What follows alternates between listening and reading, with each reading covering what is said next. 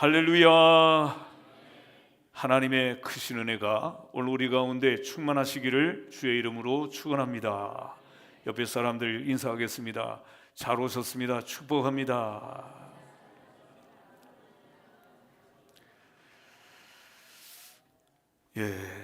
오늘은 2025년의 마지막 주일입니다.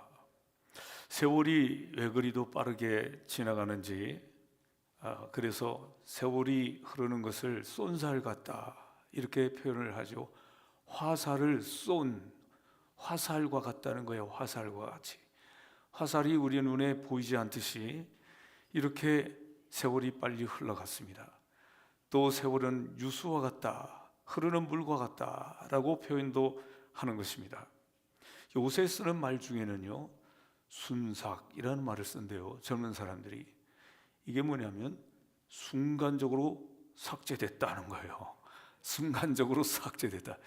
내 인생이 어디 갔어? 내 인생이 순삭이 됐네. 뭐 이렇게 요즘 젊은 사람들이 쓰는 말인 것입니다. 우리가 찜질방 가신 분들은 알겠지만 모래시계가 있고요. 이 모래시계에서 모래가 내려오는데 처음에는 모래가 천천히 내려와요. 근데 좀 지나면 나중에 스르륵 하고 없어져 버려요. 우리 인생이 마치도 모래시계 같다라고 표현할 수도 있는데, 우리 연세 드신 분들도 나도 언제 이렇게 이 나이 먹었는지, 인생이 이렇게 빨리 지나갔는지 모르겠어. 모래시계 같아. 순삭이야. 삭제돼 버려서 순식간에. 이렇게 생각하게 될 것입니다. 성경은 그렇게 말하죠. 시편 90편에 보면 주의 목전에 천년이 지나가는 어제 같으며 밤의 한 경점 같을 뿐이니이다. 이렇게 시편에 말씀하고 있습니다. 구약 시대는 이 밤을 경점을 나누는데 세 경점으로 나눴어요. 1경, 2경, 3경. 그리고 로마 시대에는, 신약 시대 와서는 이걸 네 경으로 나눴어요. 1경, 2경, 3경, 4경. 이렇게 나눴어요. 이 경점이라고 하는 것은 밤의 한계 시간을 나눠 놓은 걸 말하는데, 우리가 언제 잠들었는지 모르게 아침에 일어나 보니 밤이 지나가 버린 거예요. 오늘 우리 인생이 그렇게 후딱 지나가는 겁니다. 한 경점과 같다. 성경은 그렇게 표현하고 있는 것입니다. 시편 90편 10절에 보면 뭐라고 말씀하는가 하면, 우리가 날아가나이다. 우리 인생이 날아가나이다. 그렇게 표현하고 있습니다. 여러분들도 이제 한 해가 다 지나가고, 돌아오는 수요일이 되면 송구영신 예배가 되고, 그 예배가 딱 지나가면 또 한 살을 더 먹고, 언제 이렇게 됐지? 이렇게 생각할 만큼 세월이 빠른 것입니다. 오늘 우리는 어떻게 지혜롭게 살아갈 것인가? 과거의 모든 상처를 우리의 마음속에 깊이 생각하면서 그것을 부여안고 살아갈 것인가? 그것이 아니라 그 모든 상처와 죄를 우리 주님의 십자가 앞에 내려놓고 용서받고 회개하고, 우리 주님께서 주시는 새로운 시간과 새로운 기회를 향해서 달려가는 것이 지혜로운 인생인 줄로 믿습니다. 우리 모두에게는 다 그런 상처들이 있고, 또 우리에게는 실수가 있고 죄가 있고, 다시는 반복하고 싶지 않은, 참 부끄러운, 말하고 싶지 않은 이런 과거들이 다 있지 않습니까? 이 모든 것을 우리 주님께서 십자가의 보혈로 씻어주시고 우리에게 새로운 기회를 주시니 얼마나 감사합니까? 그러므로 우리는 과거의 모든 상처와 죄에 매여서 살아가는 사람이 아니라, 그것을 우리 주님께 다 맡기고 죄 용서함 받고 우리에게 새해를 주실 때 그 새 소망과 함께 새로운 기회로 하나님 앞에 더 충성할 것을 다짐하면서 출발하는 이런 지혜로운 복된 우리 성도들이 다 되시기를 주의 이름으로 축원합니다. 비움과 채움이라는 원리가 있지 않습니까? 우리가 비워야 채우는 것입니다. 어떤 물이 가득 차 있는 그릇에 또 물을 부을 수는 없습니다. 들어가지가 않는 거죠. 그 물을 비워야, 그래야 새로운 물을 담을 수가 있습니다. 오늘 우리 마음속에 있는 모든 부끄러운 죄와 상처, 이것을 우리 주님 앞에 다 내어놓고 회개하고, 그리고 하나님이 새롭게 우리에게 주시는 새해를 맞이하는 복된 우리 성도들이 되시기를 주의 이름으로 축원합니다. 우리가 그렇게 실수도 많고 모자라고 부족한 점이 많음에도 불구하고 지금까지 지내온 것 주의 크신 은혜라. 우리가 그럼에도 불구하고 우리가 지나온 것은 주의 크신 은혜로 여기까지 왔음을 늘 감사하며 고백하며 살아가는 우리 성도들이 되어야 될 줄로 믿습니다. 여러분, 우리 인생을 어떤 경영이라고 생각하면 꼭 우리가 무슨 장사를 해야만 경영하는 것이 아니라 우리 인생도 경영이라고 생각할 수 있습니다. 경영은 어떤 겁니까? 우리가 얼마나 많이 팔고 매출을 올려내야 하는 것도 중요하지만 그걸 위해서 비용을 쓴 것을 빼야 되는 거죠. 그래서 거기 남는 이익을 가지고 우리는 흑자를 봤는지 또 적자를 봤는지 우리가 계산을 하지 않습니까? 오늘 이 마지막 주일에 우리 하나님 앞에서 우리의 인생을, 우리 인생 경영을 우리가 어떻게 했는지 돌아보는 시간이 되어야 될 줄로 믿습니다. 아무리 많은 것을 얻었다 할지라도, 신체적으로 아무리 건강하다 할지라도 우리의 마음에 왠지 지치고 공허하고 후회함이 많다면, 그렇다면 우리 인생의 경영은 플러스가 아닐 수 있어요. 마이너스일 수 있습니다. 오늘 이 마지막 주일을 우리가 살아가면서 우리는 후회만 하는 것이 아니라 우리에게 새로운 날이 우리에게 주어진다고 하는 소망을 가지고 살아갈 때 우리 주님께서 우리 인생을 붙들어 주시고 우리의 인생을 적자의 인생에서 인생을 흑자의 인생으로 바꿔주시는 하나님의 은혜와 복이 있게 될 줄로 믿습니다. 오늘 성경에 있는 본문을 보게 되면 모든 것을 다 버리고도 행복하게 산 사람이 있습니다. 바로 그 사람이 우리가 잘 아는 위대한, 우리가 존경하는 사도 바울인 것입니다. 이 사도 바울은 자랑할 것이 너무나도 많았습니다. 그는 히브리인 중에 히브리인, 바리새인이었고 로마의 시민권도 가지고 있었고 가말리엘이라고 하는 최고의 학자의 수제자고 자랑할 일이 너무나도 많았지만 그 모든 것을 다 주님을 위해서 다 분토와 같이 배설물처럼 다 버리고 주님을 위해서 오히려 살아가는 게 핍박과 고난과 또 어떤 경우는 비난과 모함을 받으면서도 바울은 행복했던 사람이었던 것입니다. 어떻게 그렇게 행복할 수 있었는가? 갈라디아서에 있는 말씀을, 고린도후서 12장에 있는 말씀을 보면은 이 바울은 그 사탄의 사자인 질병이 있었다 그래요. 사탄의 사자인 그 질병이 간질이라고 보는 그런 학자들이 많이 있어요. 간질은 뇌에서 생긴 문제 아닙니까? 그리고 또 고질적인 안질로 인해서 고생을 하고 있었는데 이런 그 고생을 하며 육체적인 신체적인 어려움이 있음에도 불구하고 그럼에도 불구하고 그 모든 것이 하나님이 나에게 주시는 육체의 가시다 이렇게 생각했어요. 육체의 가시다. 하나님께서 이 일을 통해서 더 하나님을 가까이 하고 이 일을 통해서 더 하나님께 기도하라고 하나님이 주신 가시다라고 생각했어요. 그것 때문에 불평하지 않고 그것 때문에 낙심하지 않고 좌절하지 않고 절망하지 않고 그 일로 인하여 하나님 앞에 더 가까이 나가고 기도하라고. 그래서 하나님의 음성이 들려올 때 내 은혜가 내게 족하다, 그 말씀을 그대로 받아들였어요.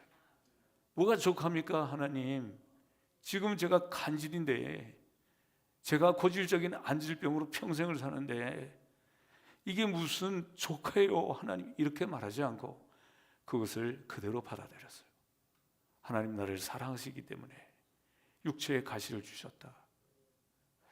오늘 우리의 신앙의 폭이 이렇게 좀 넓었으면 좋겠습니다. 하나님께서 내게 어떤 아픔을 주시면 금방 하나님을 원망하고, 또 좀 좋으면 또 해 하고 말이죠. 이런 신앙에서는 벗어나면 좋겠어요. 바울처럼 이 모든 것도 하나님 나를 단련하시려고 하는 하나님의 뜻이 여기에 있다. 육체의 가시도 다 감사함으로 받아들이고, 그것도 하나님의 은혜라고 깨닫고 받아들이는 이런 폭넓은 이 사도 바울의 이 믿음을 우리가 배워야 되고 우리가 본받아야 될 줄로 믿습니다. 이런 가운데도 바울은 한 번도 하나님 앞에 불평하지 않았습니다. 내가 이렇게 하나님의 일을 한다고 이렇게 죽으라고 고생하고 질병이 오고 이 모든 것을 하나님께 핑계대고 그러지 않았습니다. 하나님 앞에 한 번도 그러지 않고, 살아도 주를 위하여 죽어도 주를 위하여 죽나니 그러므로 사나 죽으나 주의 것이로다, 그렇게 고백을 했어요. 내가 살아도 주의 것이요 죽어도 주의 것이요, 이렇게 고백하며 살았던 사람이 사도 바울 아닙니까? 이 사도 바울은 말이죠, 먹든지 마시든지 무엇을 하든지 다 하나님의 영광을 위하여 하라라고 고린도전서 10장에 말씀하지 않습니까? 그래서 사도 바울의 이게 하나님을 향한 고백이요 철학이었어요. 철학. 그래서 어떤 어려움이 온다 하더라도 불평하는 것이 아니라 먹든지 마시든지 무엇을 하든지 하나님의 영광을 위하여 하겠다고 하는 이런 신앙의 철학을 가지고 평생을 살았는데, 오늘 본문에 있는 말씀을 보니까 그렇습니다. 관제와 같이 벌써 내가 부음이 되고 나의 떠날 기약이 가까웠도다. 관제가 뭘까요? 관제. 이 관제와 같이라고 말씀하고 있는데, 오늘 이 관제라고 하는 말씀은 전제를 말하는 거예요. 전제. 이 전제는 말이죠, 모든 하나님 앞에 드리는 제사의 마지막에 붓는 그런 포도주 같은 것입니다. 포도주는 뭘 의미할까요? 피를 의미하는 거예요.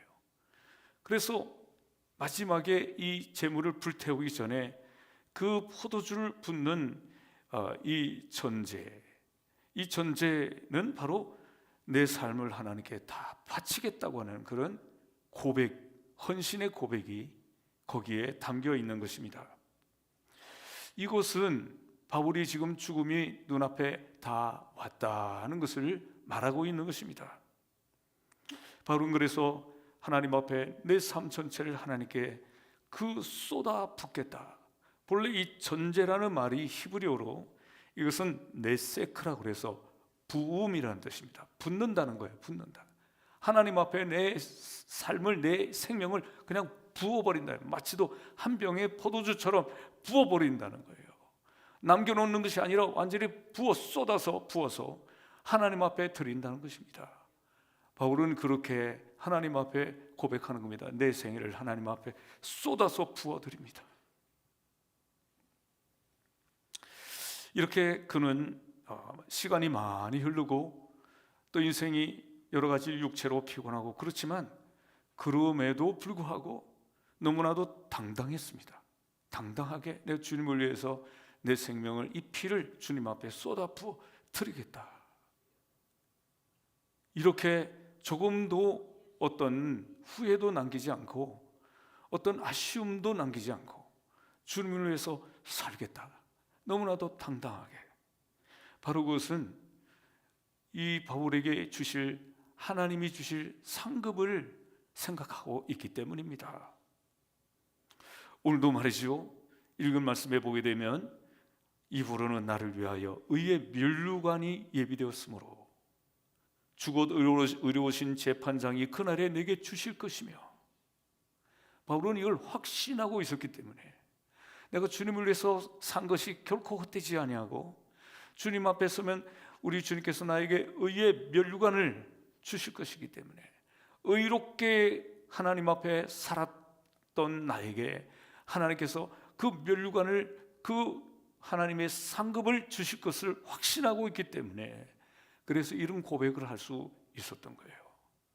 오늘 우리도 하나님 앞에 이 바울처럼 정말 하나님 앞에 내 모든 것을 다 쏟아서 마지막까지도 후회하지 않고 다 쏟아서 마지막 때 이 바울과 같은 이런 고백을 할 수 있다면 이 인생은 흑자 인생인 거예요. 여러분들 이런 흑자 인생을 살아갈 수 있기를 주의 이름으로 축원합니다. 어떤 사람은 열심히 하는 것 같은데 끝에 가가지고 후회하고 내가 왜 그랬나, 내가 교회에서 뭐 그렇게 했는데도 나한테 알아주는 사람도 없고, 아이고 옆에서 듣고 있으면 말이죠, 왜 저럴까, 왜 저런 말을 할까, 정말 하나님 앞에 끝까지 충성하면 좋을 텐데, 이런 아쉬운 마음이 들 때가 있잖아요. 마지막까지 당당했던 이 바울처럼 우리도 마지막까지 하나님 앞에서 당당하게 확신을 가지고 의의 면류관을 주실 것을 믿고 마지막까지 내 피를 주님 앞에 쏟아 부으리라 하는 마음으로 살아가는 이런 인생이 참 흑자 인생이라고요. 여러분, 이런 인생들이 되기를 주의 이름으로 축원합니다. 바울은 마치도 미친 사람처럼 주님을 위해서 한평생을 다 치렀습니다. 어떤 사람들은 볼 때 미쳤다고 그랬을 거예요.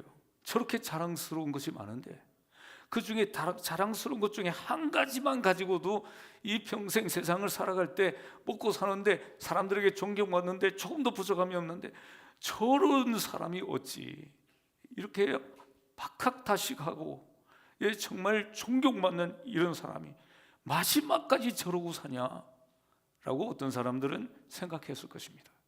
미친 사람처럼 생각했을 것입니다. 어찌 보면 바울은 미쳤죠. 주님을 위해서 미친 거예요.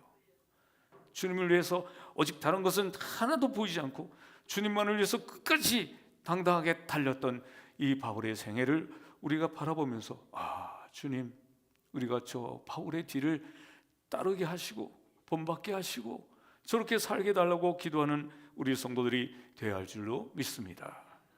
지금 바울은 감옥에 갇혀 있습니다. 감옥에 갇혀서 디모데 후서 마지막 편지를 지금 쓰고 있는 거예요. 마지막 편지. 바울은 감옥에 갇혀서 5년 동안의 감옥에 갇혀 있고, 그리고 그때 로마의 네로 황제 시절인데 AD 62년경에 이 바울은 순교를 당하죠. 순교를 당한 그 곳이 지금도 고스란히 남겨져 있습니다. 어떤 사람들은 그럴 겁니다. 이제 그만큼 오랫동안 고생했으니 이제는 좀 쉬셔야지요. 충분히 그럴 수 있지 않습니까? 그러나 바울은 마지막까지 그렇게 수고했으면 집이 한 채라도 있어야 될 텐데 집도 한 채도 없고, 또 그 몸은 병들었고, 그래서 그 따뜻한 외투 하나 없이 감옥에 갇혀 있는 모습으로, 그래서 내게 올 때 그 외투를 가지고 오라, 그렇게 말할 정도로 마지막까지 그는 가진 것 없었지만 하나님 앞에서는 당당했고 떳떳했고 하나님이 주시는 상급을 바라면서 살았습니다. 바울은 그렇게 말이죠. 나는 내 몸에 예수의 흔적을 가졌다. 예수의 흔적을. 그걸 정말 자랑스럽게 생각했습니다. 우리 성도 여러분, 우리가 주님을 위해서 살아가는 동안에 예수님 때문에 뭔가 좀 손해본 것 같고 예수님 때문에 몸에 상처가 있으면 이것은 거룩한 흔적이라고요. 스티그마, 흔적이라고요. 예수님 때문에 어떤 어려움이 왔던 것 때문에 그것으로 후회하고 왜 내가 그랬나 이렇게 생각하는 것은 정말 마지막이 부끄러운 모습인 거죠. 이런 거룩한 흔적이 우리에게도 다 있고, 그 흔적을 우리 주님께서 보시고 위로하시고 칭찬하시고 우리 주님이 안아주시고 우리에게 큰 상급을 허락해 주실 줄로 믿습니다. 이 바울은 그러면서 마지막으로 남겨놓은 것이 있습니다. 그것이 뭐냐면 내가 믿음을 지켰다 그랬어요. 내가 선한 싸움을 싸우고 나의 달려갈 길을 마치고 믿음을 지켰으니, 믿음을 끝까지 지켜낸 거예요. 얼마나 이것이 이 바울에게도 끝까지 내가 믿음을 지켰구나. 우선 집 한 채를 산 것으로 기뻐하는 것이 아니라, 어떤 사람들에게 존경받는 것으로 기뻐하는 것이 아니라 내가 믿음을 여기까지 지켰다. 나는 지금 감옥에 있지만 내가 믿음을 지켰다. 그래, 참 하나님 감사합니다. 얼마나 참 거룩하고 고상하고 이 바울의 이 신앙이 얼마나 깊이가 있는 겁니까? 오늘 우리는 이 바울의 모습을 생각하면 참 부끄럽기만 하죠. 정말 부끄럽습니다. 이런 마음을 우리는 다 가지게 되는 것입니다. 이 바울은 이렇게 믿음을 지켰습니다. 어떤 사람들은 그런 말을 하죠. 공술의 공수거다. 빈손으로 왔으니 빈손으로 간다. 맞는 것 같지만 그렇지 않습니다. 오늘 우리 믿는 성도들은 그렇지 않아요. 우리가 빈손으로 왔지만 우리가 갈 때 가지고 가야 할 것이 있습니다. 바울의 말씀을 잘 생각해 보면 믿음을 지킨 그것을 가지고 가는 거예요. 주님 앞에 갈 때 우리가 어떤 명예도 권세도 물질도 가져갈 수 없지만, 그러나 우리가 믿음을 끝까지 지킨 것, 이거 가지고 가는 것이기 때문에 바울은 그래서 기뻐했던 겁니다. 우리 사랑하는 성도 여러분, 믿음을 지키는, 오늘 성경에 말씀하는 것처럼 선한 싸움을 싸우고 달려갈 길을 마치고 믿음을 지켰다고 말하는 이 바울의 고백과 같이 우리도 끝까지 믿음을 지킬 수 있기를 주의 이름으로 축원합니다. 그걸 가지고 가는 거예요. 우리 하나님 앞에 갈 때. 우리가 또 믿음을 가졌으면 그 다음에 가져야 될 것이 뭐냐면 사명입니다. 우리가 예수를 믿고 나면 믿자마자 우리가 하나님 앞에 하나님이 우리에게 불러가지 않았습니다. 우리를 불러가지 않습니다. 왜 그럴까요? 우리에게 남아있는 사명이 있기 때문입니다. 사명. 우리는 구원받았으면 그것으로 끝난 게 아니에요. 나 구원받았으니까 죽으면 천국 가겠지, 이렇게 아주 얄팍한 생각을 가지면 안 돼요. 구원받은 것은 왜 우리가 하나님이 구원을 주셨을까요? 사명을 감당하라고 주신 것인 줄로 믿습니다. 오늘 우리는 다 사명이 있어요. 하나님께서 우리에게 주신 성령의 은사와 각자의 탤런트를 따라서 하나님이 우리에게 주신 이 사명을 죽을 때까지 감당하고 믿음을 지킬 뿐만 아니라 사명을 다 감당하고 그리고 하나님 앞에 가는 것이 믿는 성도가 가야 할 길이라 이 말이에요. 바울은 그렇게 살았던 것입니다. 오늘 우리는 믿는 사람에게는 이 사명이 있는데, 우리 믿는 믿음이 그렇게 호락호락하고 재미있고, 물론 믿는 것이 재미있죠. 그렇지만 분명히 믿음에는 고난이 따르지 않습니까? 분명히 고난이 따르죠. 유혹도 있고 사탄의 유혹도 따르고 어떤 경우는 방해도 있고 마귀의 시험이 우리에게 늘 우리에게 다가오지 않습니까? 이런 가운데서 우리가 믿음을 지킨다고 하는 것이 정말 쉽지가 않은데, 이런 믿음이라고 하는 말은 헬라어로 피스티스라고 하는데, 이 믿음이라는 말은 충성이라는 의미를 가지고 있습니다. 충성. 충성이라고 하는 말은 어떤 의미일까요? 이 말은 목숨을 건다는 얘기죠. 목숨을 건다. 전쟁터에 나갔는데 전쟁터에서 상관이 그 부하들에게 돌격 앞으라 그랬는데 거기서 하지 않으면, 복종하지 않으면 항명죄에 걸린대요. 항명죄에 걸려서 이 사람이 군 형법을 통해서 이제 다스림을 받게 되고 처벌을 받게 되는 것이고, 이거에 더 심하게 되면 사형까지도 할 수 있는 법이 군법이라는 거예요. 군법에는 바로 군은 전쟁을 대비해서 있는 거 아니겠어요?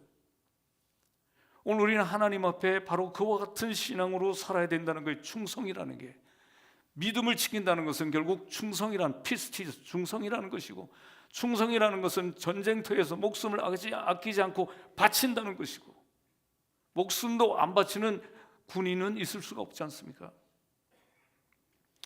바울은 이렇게 목숨을 다 바치는, 그의 생명을, 피를 전제로 드렸다 그랬어요. 그리고 그는 믿음을 지켜낸 사람입니다. 믿음을 지킨 사람은 순간적으로만 지키는 것이 아니라 사명이 닿을 때까지 가는 거예요. 그래서 우리는 사명을 마라톤에 비유합니다. 마라톤은 42.195km, 이 말, 긴 마라톤. 이것은 정말 피를 토하는 것과 같은 그런 힘으로 달리는 거 아닙니까? 마라톤. 그래서 우리는 이 사명을 마라톤에 비유할 수 있는데, 중도에 탈락해서는 안 된다는 거죠. 물론 힘들어서 정말 죽을 것 같아서 스톱하는 분들도 있겠지만, 우리 신앙은 마라톤과 같아서 결승골까지 가야 되는 거예요. 그 결승골이 어디입니까? 천국이죠. 천국에 갈 때까지 우리는 스톱해서는 안 되는 것이 바로 우리의 다름질이고, 이것이 우리의 사명이라는 거예요. 사명. 여러분, 그런 마음과 각오를 다 가지고 계시죠?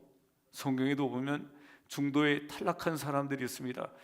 정말 안타까운 사람들. 오늘 읽었던 말씀 바로 밑에 10절에 보게 되면, 대만은 이 세상을 사랑하여 나를 버리고 데살로니가로 갔고, 이 정말 참 부끄러운 한 구절의 성경입니다. 이 대만은 중도에 탈락을 했다는 거예요. 세상을 사랑해서. 예수님의 제자 가운데 그렇게 신뢰받았던 가룟 유다도 중도에 탈락하고, 그의 마지막은 정말 부끄러운 자살로 끝나지 않았습니까? 예수님의 12 제자 중에 하나였는데, 그러나 성경에도 보면 끝까지 꼬리를 했던 사람들이, 히브리서 11장에 보면 믿음의 사람들이 쫙 나오지 않습니까? 거기 보게 되면 아벨과 같은 사람, 또 노아와 같은 사람, 또 아브라함 같은 사람, 야곱과 같은 사람, 쭉 그게 이름들이 나오는데, 그 이름이 실려진다는 것은 얼마나 영광스러운 것인지 모르는 것입니다.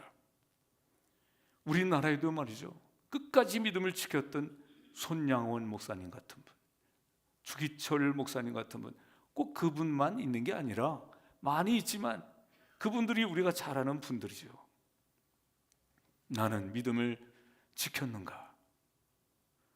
믿음을 지킨다라고 하는 얘기는 나의 달려갈 길을 마치고 믿음을 지켰다 그랬는데, 믿음을 지킨다는 것은 그 다름질의 경기의 규칙을 따라 달렸다는 얘기예요. 오늘 우리가 이 믿음을 끝까지 지킨다는 것은 내 마음대로 하는 게 아니라 하나님께서 원하시는 대로 하나님의 명령을 따라 살아가는 것을 가리키는 것입니다. 오늘도 그래서 우리는 하나님 말씀을 열심히 읽어야 되고, 하나님께서 내게 원하시는 것이 무엇인지를 잘 파악해야 되고, 하나님의 방법으로 달려야지 내 방식대로 달리는 건 아니라는 거죠. 뭐 내 마음대로, 내 하고 싶은 대로 달리는 것이 이 신앙의 다름질이 아닌 것입니다. 오늘 여러분, 하나님께서 원하시는 그 방법으로 끝까지 달려서 꼬린 지점에 들어가는 바울과 같은, 믿음의 선진들과 같은, 우리 믿음의 훌륭한 선배들 같은 이런 신앙의 삶을 살아가는 성도들이 되시기를 주의 이름으로 축원합니다. 에베소서 4장 27절에 보면 마귀에게 틈을 주지 마라, 그런 말씀이 있어요. 우리가 신앙생활하는 이 다름질에는 분명히 방해거리들이 있는데, 이 마귀는 얼마나 머리가 좋은지 틈만 있으면 밀고 들어오는 거예요. 틈만 있으면 우리를 넘어뜨리려고 하는 것입니다. 그래서 바울은 에베소에서 말씀합니다. 마귀에게 틈을 주지 마라. 오늘 여러분, 틈을 주지 말고 오직 하나님만 가까이 따라서, 그 사이에 마귀가 들어오지 못하도록 가까이, 아주 가까이 따라서 주님을 끝까지 좇고 이 신앙의 다름질을, 믿음을 지키고 그리고 다름질을 꼴이 나는 우리 성도들이 다 되시기를 주의 이름으로 축원합니다. 17세기 말에 인도양에 한 조그만 섬이 있었습니다. 모리셔스라고. 섬은 지금도 있지만 거기에 도도새라는 새가 살았는데, 그 도도새라는 새가 나중에 멸종해 버리는 일이 생겼습니다. 그것이 우리에게 주는 교훈이 있습니다. 이 새가 살아가는데, 그 새가 살아가는데 천적이 없었어요. 천적이. 그 새를 향해서 공격하는 어떤 자기보다 강한 새도 없었어요. 그러니까 우리가 생각하는 생각으로 말하면 이건 천국이에요. 천국. 사방에 먹을 것이 널려 있지요. 먹고 그냥 또 자고 먹고 자고. 그러다 보니까 이 새가 날개를 쓸 필요가 없어서 날개가 점점 태화되기 시작했어요. 그리고 뭐 먹는 것만 열심히 주워 먹으니까 이 부리는 기다랗게 나와가지고 부리가 23cm가 되었습니다. 그리고 먹기만 하니까 날개는 태화되고 몸무게는 25kg이 됐습니다. 그러니까 뭐 새가 25kg이나 되냐 말이에요. 이 날개는 뭐 다 태화되고 날지도 못하고 띠뚱거리고 그렇게 하면서 한 번도 날아보지 못하는 새가 되었습니다. 문화가 이제 발달하면서 사람들이 섬들을 찾아오면서 그러면서 100년이 지나는 동안에 거기에 도도새라고 하는 이런 새는 한 마리도 남지 않고 다 멸종이 되었어요. 살도 토실토실하죠. 아주 먹기 좋게 말이죠. 사람들이 이걸 잡아가지고 잡아먹고 한 마리도 남지 않고 씨도 남지 않고 멸종이 되어버렸다 하는 것이 도도새에 대한 이야기입니다. 이 도도새에 대한 얘기는 우리에게 주는 교훈이 됩니다. 어떤 사람들은 도도새처럼 신앙생활을 하고 싶은 사람도 있어요. 기도도 안 하고 주일날도 안 나오고 성경도 안 보고 헌금도 안 드리고 봉사도 안 하고 도도새처럼 안락하게 그냥 먹기만 하고, 그러면서 또 구원은 받고 싶고 천국은 가고 싶고, 그렇게 도도새처럼 신앙생활을 하려고 하는 자들이 있습니다. 그러면서 나중에 마지막으로 아주 띠뚱거리면서 천국에 가고 싶은 거죠. 그러나 도도새가 멸종하게 된 것처럼 이런 신앙은, 천국 가는 신앙은 없다 그런 얘기예요. 이런 비만한 모습으로는 천국에 갈 수 없다 그런 얘기입니다. 바울처럼 고난도 핍박도 질병도 감사하고 기뻐하며 하나님께서 주신 그 사명을 충성스럽게 감당하는 자가 들어가는 곳이 바로 천국인 것입니다. 오늘 우리 하나님 앞에 당당하게 하나님의 그 말씀대로 순종하며 살다가 하나님의 의의 면류관 주심을 기다리는 바울과 같은 이런 믿음으로 이 세상에서 끝까지 믿음을 지키고 달려갈 길을 마치고 우리 주님 앞에 설 수 있는 복된 우리 성도들이 되시기를 주의 이름으로 축원합니다. 기도하겠습니다. 고마우신 하나님 감사합니다. 한 해의 시간도 오늘 마지막 주일을 맞았습니다. 어찌 이렇게 빨리 지나갔는지 참 아쉽기만 하고, 그럼에도 불구하고 오늘 이 사도 바울은 마지막까지 감옥에서 죽음의 날을 앞두고도 전제와 같이 자기의 피를, 생명을 하나님께 쏟아 부을 각오를 가지면서도 마지막까지 흔들리지 않았던 이 바울의 신앙을 바라보면서 부끄러움과 또 한편으로 부러움이 우리 마음속에 일어납니다. 하나님, 이렇게 풍성한 세상을 우리가 살아가면서 바울과 같이 신앙생활을 하고 싶지 않은 유혹에 빠지기도 합니다. 도도새와 같이 신앙생활을 하고 싶은 유혹에 빠지기도 합니다. 그러나 하나님께서 우리에게 원하시는 신앙은 그런 것이 아니라 목숨 걸고 마지막까지 다름질하는 이 마라토너와 같이 우리 하나님 앞에 천국에 끝까지 들어갈 때까지 사명을 지키는 이 바울과 같은 신앙을 하나님이 원하시오니 오늘 마지막 주일에 우리 마음속에 그런 결단을 갖게 하여 주시기를 원합니다. 하나님께서 기뻐하시는 하나님의 마음에 드는 신앙으로 우리 신앙을 잘 결산하고 새해를 맞이하는 복된 성도들이 되게 주시옵기를 예수 그리스도의 거룩하신 이름으로 간절히 기도하옵나이다. 아멘.